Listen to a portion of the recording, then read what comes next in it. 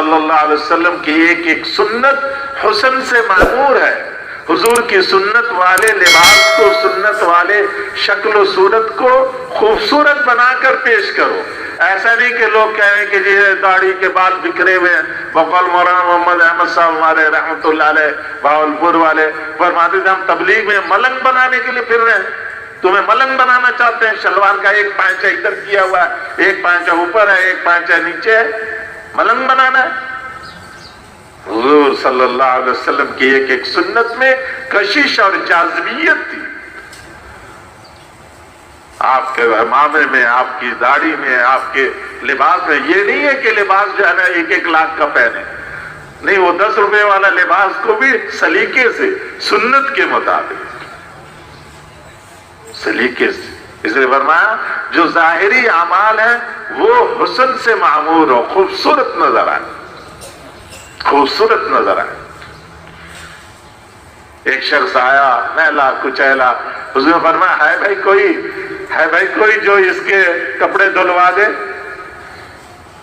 ایک شخص آیا داڑھی بکھرے ہوئے، پتہ نہیں مٹی سے آلودہ. حضور نے فرمایا کوئی ہے، مشکات میں حدیث ہے کوئی جو اس کی داڑھی دھلوا دے، داڑھی دھلوا دے اس کی. ایک شخص پرانا پھٹا کپڑا پہنے ہوئے پھر رہا تھا. حضور نے کہا کہ بھئی تیرے پاس کوئی مال ہے؟ انہوں نے کہا ہاں رسول اللہ.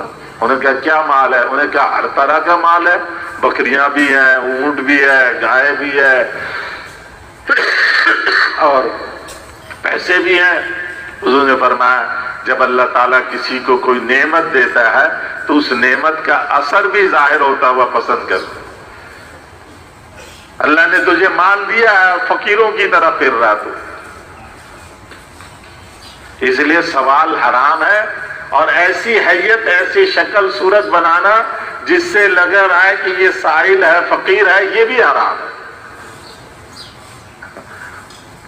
ہمارے ایک بزرگ حج پہ گئے اپنی اہلیہ کے ساتھ،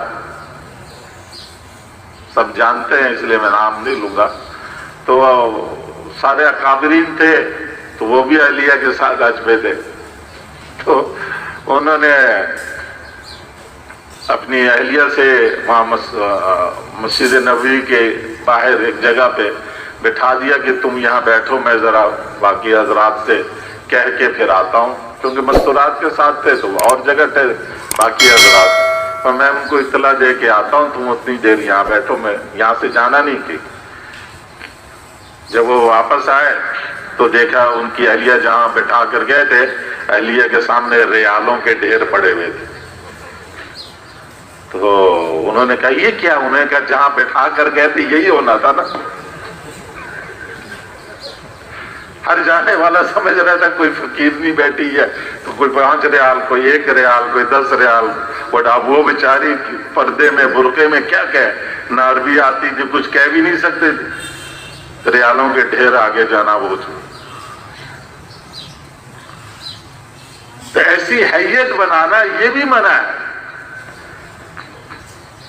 ان سے غلطی کیا ہوئی کہ بیوی کو ایسی جگہ بٹھا کر کیوں گئے کہ آنے جانے والا سمجھے کہ کوئی فقیر نہیں بیٹھی ہوئی ہے.